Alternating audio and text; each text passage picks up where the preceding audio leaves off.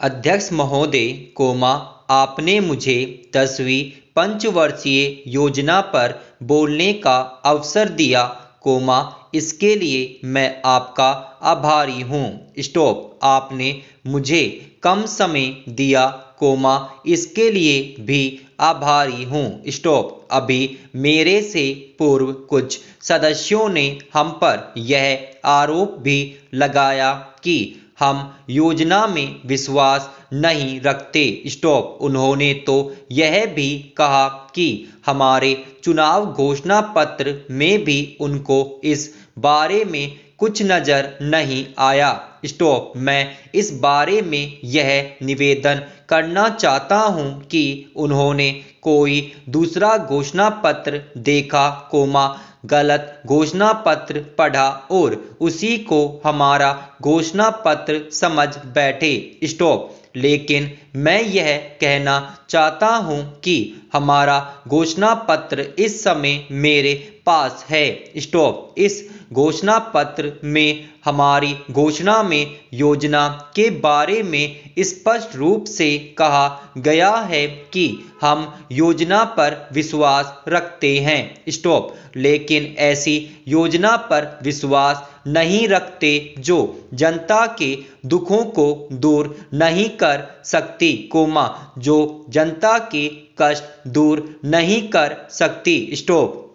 आज तक जितनी भी योजनाएं बनाई गई हैं, जिन्हें हम पहली पंचवर्षीय योजना, दूसरी पंचवर्षीय योजना और 10वीं पंचवर्षीय योजना आदि कहते हैं, और उन योजनाओं में हमने जो कुछ निर्धारित किया उनसे हम जनता के दुखों को दूर नहीं कर सके और जनता के कष्ट दूर नहीं हुए। इन योजनाओं के परिणाम भी हमारे सामने हैं। बड़े बड़े अनुभवी बैठे, उन्होंने योजनाएं बनाई, लेकिन योजनाएं ठीक प्रकार से कार्यान्वित नहीं की गई। उन योजनाओं में काफ़ी दोष थे, जिसके कारण ये योजनाएं लोगों के दुखों को दूर नहीं कर सकी। लोग दुखी ही रहे।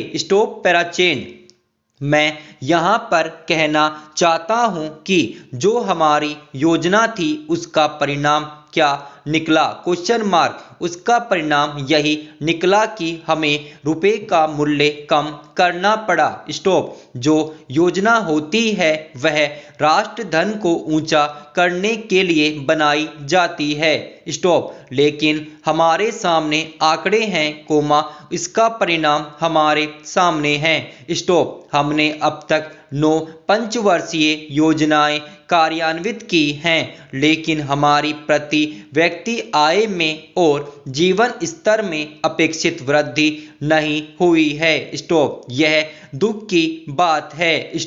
मैं यह कहना चाहता हूं कि हमारा ऐसी योजना में विश्वास नहीं है जो जनता के कष्टों को, जनता के दुखों को दूर न कर सके। हम ऐसी योजनाओं पर विश्वास करते हैं जो उनकी आयु बढ़ा सके, उनका आर्थिक विकास कर सके, उन्हें उन्नत कर सके। पैराचेन सभापति महोदय, ये सब मेरे नहीं हैं बल्कि राष्ट्रपिता के हैं। जो लोग आज सरकार में बैठे हुए हैं, क्या वे अपने दिल में सोचेंगे कि यह देशद्रोह सब बालकों को अंग्रेजी पढ़ाने के लिए राष्ट्रपिता का कहा हुआ है? आज 54 वर्ष देश को स्वतंत्र हुए हो गए हैं, लेकिन राष्ट्रपिता की इस बात पर आज तक ध्यान नहीं दिया गया है। अंग्रेजी भाषा को पढ़ाना क्यों बंद नहीं किया गया और उसको दैनिक कार्यों में क्यों प्रयोग में लाया जाता है?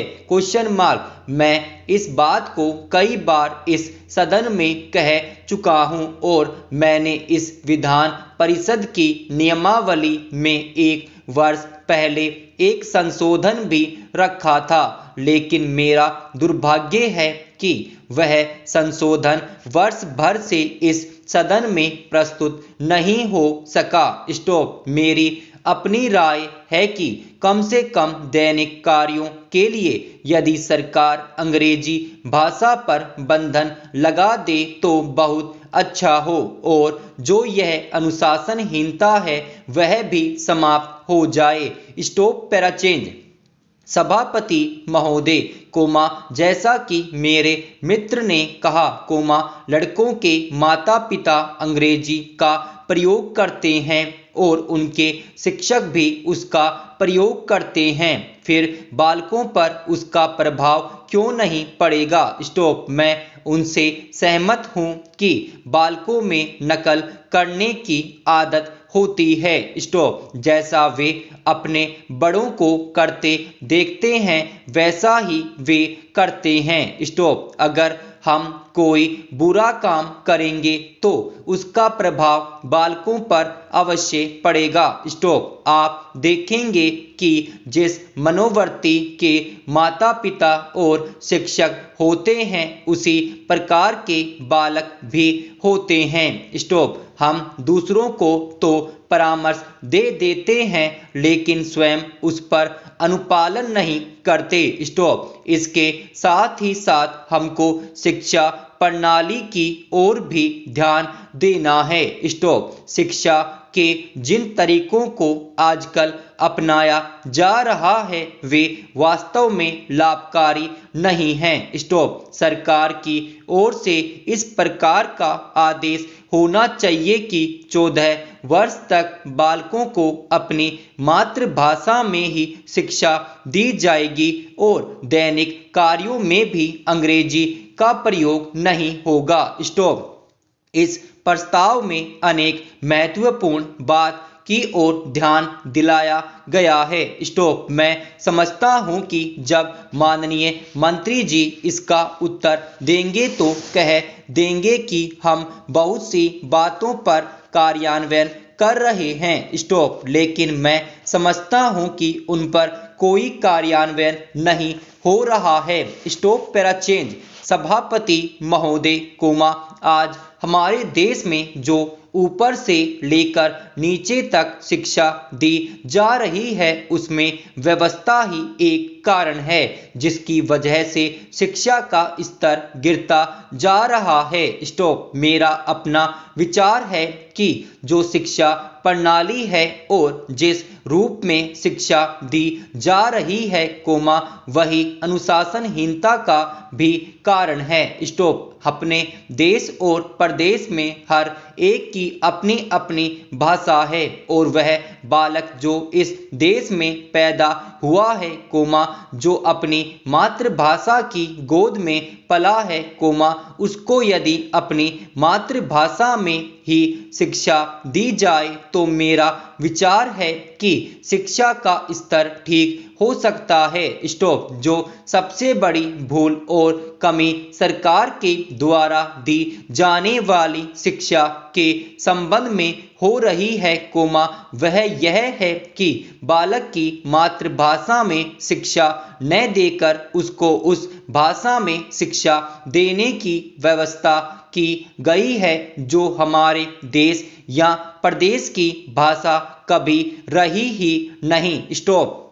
मेरा अभिप्राय विदेशी भाषा अंग्रेजी से है। स्टॉप। मैं यह मानकर चलता हूँ कि जब से यह भाषा इस देश में आई है, चाहे वह किसी कारण से आई हो, इसे आप भी और इस माननीय सदन के सदस्य भी जानते हैं कि उससे बुरे परिणाम ही निकले हैं, कोई भलाई नहीं हुई है। स्टॉप। इस देश को जो हानि हुई है वह किसी से छिपी नहीं है। स्टॉप। हम देख रहे हैं कि हमारे यहाँ जितना फैशन बढ़ रहा है और जितनी वेशभूषा बिगड़ रही है वह सब अंग्रेजी भाषा के ही कारण है। स्टॉप। Para change. जिस समय यहाँ पर अंग्रेजों का राज्य था, प्राय यह देखने को मिलता था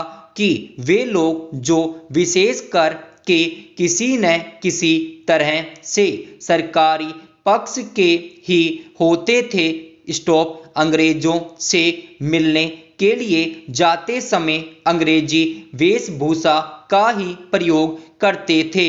स्टॉप। परंतु यह इस प्रदेश और इस देश का दुर्भाग्य है कि अंग्रेजों का राज्य समाप्त हो जाने के बाद भी लोग उनकी वेशभूषा को पहनते चले जा रहे हैं। स्टॉप। इससे जो प्रभाव हमारे देश के फैशन पर पड़ा उससे लाभ के बजाय हानि ही हुई है और हो भी रही है। स्टॉप। मेरा ऐसा विचार है कि अंग्रेजी वेशभूषा से इस देश को बहुत हानि हुई है। स्टॉप। भारत की गौरवपूर्ण सभ्यता और संस्कृति के संरक्षण पर पर्याप्त ध्यान देने की आवश्यकता है। स्टॉप।